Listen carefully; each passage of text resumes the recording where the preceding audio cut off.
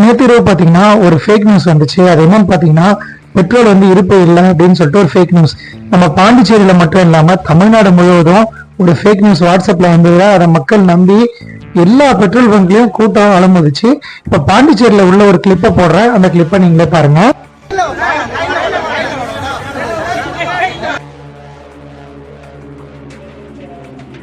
அந்த கிளிப்பை நீங்க பாத்திருப்பீங்க. இதே மாதிரி தமிழ்நாட்டிலயும் இன்னைக்கு காலையில நம்ம பாண்டிச்சேரியில பெட்ரோல் பங்க் ஊழியர்கள் என்ன சொல்லியிருக்காங்கன்னா, அப்படி எந்த தட்டுப்பாடும் இல்ல, டீசல் பெட்ரோல் எல்லாம் இருப்பு நிறைய இருக்கு, அதனால நீங்க ஒன்றும் கவலைப்பட வேணாம் அப்படின்னு சொல்லிட்டாங்க.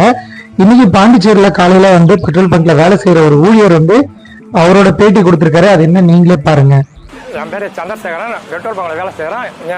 நித்திஷ்வரி agency Indian oil petrol bunk வேலை செய்கிறேன். பெட்ரோல் நேற்று நைட்டில் பெட்ரோல் தட்டுப்பாடுன்னு சொல்லிக்கிறாங்க. அதெல்லாம் புறையில பொதுமக்களை யாருமே நம்ப தேவையில்ல. இன்னும் நீங்களே அதை பார்த்துருப்பீங்க. நான் என்ன சொல்ல வரேன்னா, இந்த வீடியோ மூலமா சில விஷயங்கள்லாம் பாத்தீங்கன்னா ரொம்ப ஃபேக்கா வருது, அதெல்லாம் யாரும் தயவுசெய்து நம்பாதீங்க.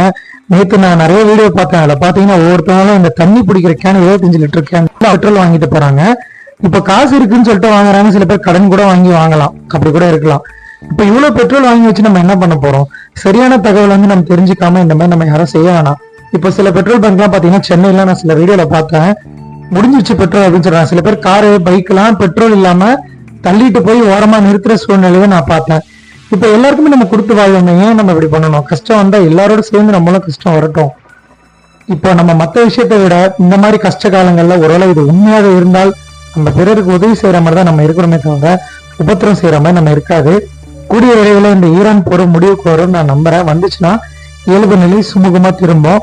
இதே மாதிரி கேஸ் பிரச்சனையா இருக்கு, அதை பத்தி அடுத்த வீடியோல சொல்றேன். மறக்காம இந்த வீடியோ ஷேர் பண்ணுங்க. எல்லாருக்கும் நம்ம உதவியா இருப்போம், யாரையும் உபத்திரம் பண்ண வேணாம்.